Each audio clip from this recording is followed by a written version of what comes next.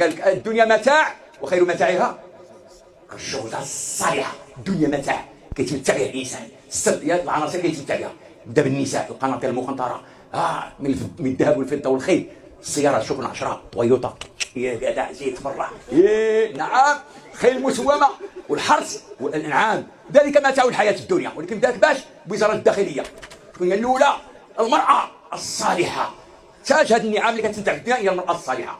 ولكن كما ذكرنا الشيخ، من المراه الصالحه اذا نظر اليها اسرته، واذا امرها اطاعته، واذا غاب عنها حفظته في ماله وعرضه. يا جدع بخين بخين. اليس كذلك؟ هي شوفها كينشط، هي كيدخل السلام عليكم، عليك السلام، كيسلم، تبتسم له، يا تشوف جا غير صلاح، يا سلام، ديك البسمه راه كتدخل الصور على الراجل. السلام عليكم، عليكم السلام، يا سلام، جد صالحه، يا وحتى هو عاود الصالح. الطيبات لمن لي؟ يا سلام، ماشي هو يكون عطاني ديناصور، حيت واحد قال تزوج المراه 30 عام عمره عيط لسميتها، فوق ما عيط لها، دخلتي دابا راني واعر، نعطيك شي مويديري، يا شحال ايوا انا نعطيه مرتين انا ولا بنتي جوجها.